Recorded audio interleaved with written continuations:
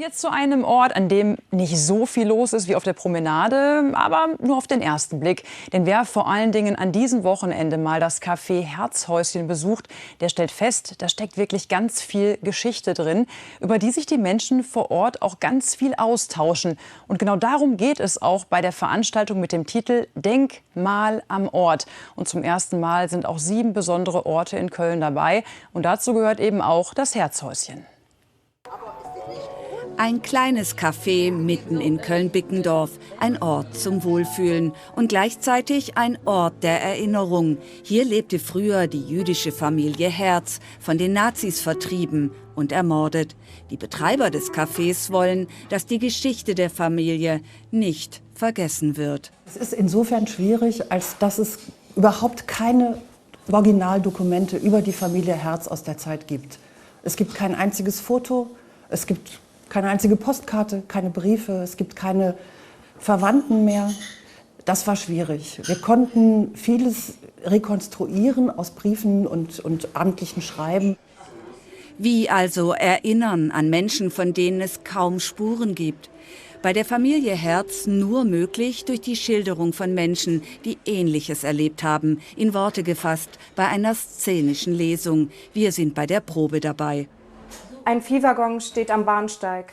Es stellt sich heraus, dass er für uns ist, die Flüchtlinge des Ghettos Łódź.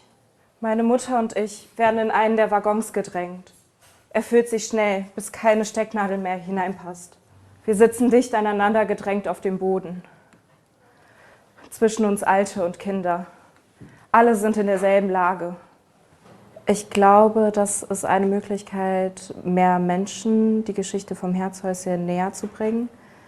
Und dafür haben wir die Kultursamstage hier im Herzhäuschen, damit mehr Menschen zusammenkommen und das viel miteinander spricht und wir so die Geschichte auch weitergeben können.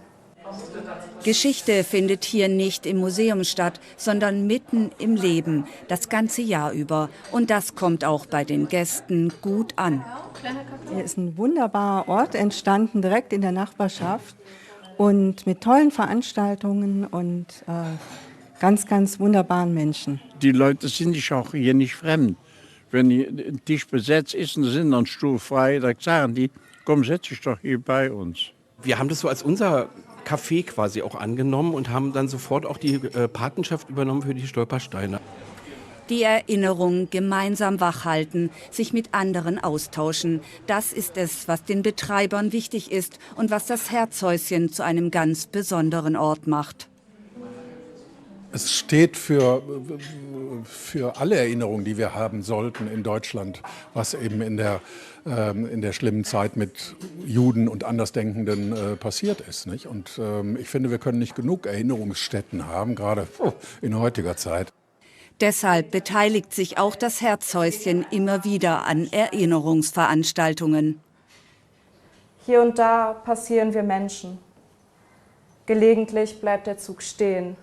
Dann drängen sich die Menschen vom Wageninneren zum Spalt und wenden sich an die Passanten draußen mit der Frage, wo sind wir?